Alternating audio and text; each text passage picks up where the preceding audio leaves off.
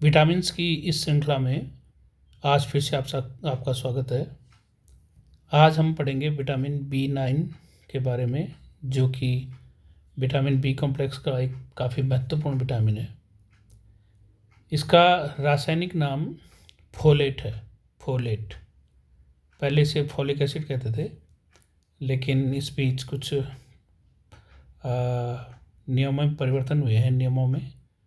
तो उन चीज़ों के बारे में मैं यहाँ पे नहीं बताऊँगा, कभी मौका लगा तो बताएंगे। फिलहाल आज की डेट में इसका नाम फोलेट है, लेकिन इसे फोलिक एसिड के नाम से पहले जाना जाता था और कई लोग अभी भी फोलिक एसिड के नाम से ही जानते हैं, लेकिन सही नाम आज के नियमों के अनुसार इसका फोलेट ही है। स्रोत तो जैसे बार बार बताया जा रहा है, हर वीडियो में बता रहा हूँ कि जो विटामिन बी हैं वो मुख्य रूप से जंतु स्रोतों से प्राप्त होते हैं या नॉन वेज डाइट से प्राप्त होते हैं, जिनमें लिवर, मछली, चिकन, अंडे, दूध, दही और चीज़ ये शामिल हैं। लेकिन इस विटामिन की सबसे अच्छी बात यह है कि ये बहुत बढ़िया मात्रा में हरी पत्तेदार सब्जियों में भी पाया जाता है, जैसे पालक आदि जो गहरे रंग की हरी पत्तेदार सब्जियां होती हैं, तो उनमें ये बहुत अच्छी मात्रा में पाया जाता है। साथ ही मूंगफली, दालें, गोभी, ब्रोकली, इन सब में भी इसकी अच्छी मात्रा होती है। रोज़ कितनी चाहिए इसकी मात्रा? तो शिशुओं में लगभग 100 माइक्रोग्राम के लगभग, बच्चों में 150 के करीबन और बड़ों में लगभग 400 माइक्रोग्राम इसकी आवश्यकता होती है लगभग रोज़।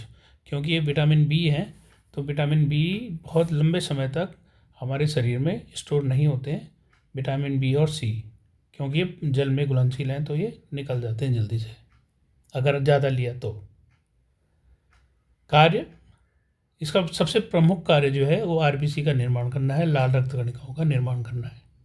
इसके अलावा डीएनए और आरएनए का भी संश्लेषण करता है, कोशिकाओं की वृद्धि करता है, तंत्रिका तंत्र को स्वस्थ रखता है, प्रोटीन के मेटाबॉलिज्म में भाग लेता है और मेंटल हेल्थ को सही करता है, बना के रखता है।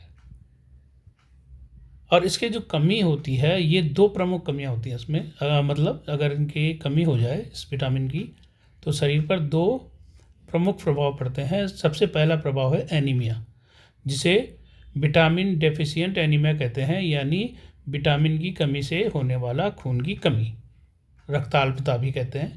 तो ये सबसे महत्वपूर्ण प्रभाव है अगर फोलिक एसिड या फोलेट की कमी होती है तो।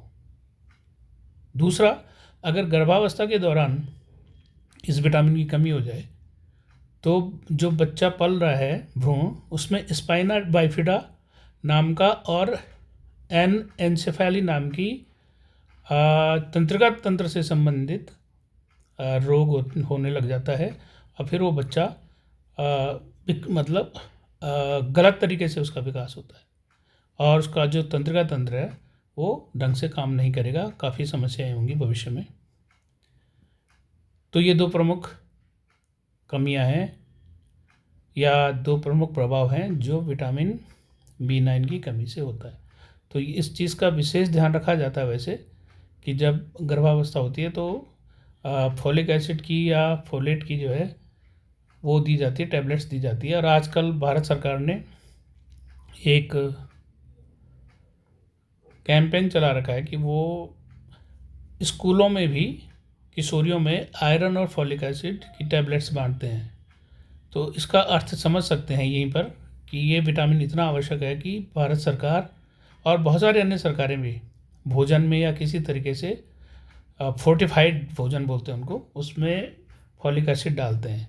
तो इस चीज़ से हम समझ सकते हैं कि इसकी महत्ता कितनी है, क्योंकि बाई चांस अगर हमारे शरीर में आयरन अच्छी मात्रा में भी हो, लेकिन अगर फॉलिक एसिड नहीं है तो खून की कमी होने लग जाती है।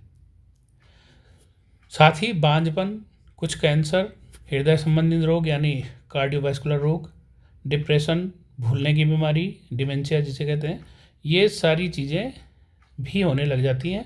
मतलब ये हल्के प्रभाव हैं, लेकिन दो प्रभाव बहुत महत्वपूर्ण हैं और इसलिए हमारे भोजन में ये विटामिन प्रतिदिन होने आवश्यक है। आज थोड़ा ही है, छोटे छोटे वीडियो बना रहा हूँ मैं, तो कल इस बी विटामिन का फाइनल यानी विटामिन B12 इसकी बारी आएगी। और ये भी विटामिन बी में से B1 के बाद सबसे महत्वपूर्ण विटामिन है। और आजकल देखा जा रहा है कि भारत में सबसे ज़्यादा जो कमी हो रही है वो विटामिन B12 की हो रही है। तो और उससे बड़ा बहुत भारी नुकसान हो रहा है। तो इस चीज़ का कल हम नेक्स्ट वीडियो में देखेंगे कि किस प्रकार से विटामिन B12 काम करता है और क्या कमियां हो रही हैं। Thank you.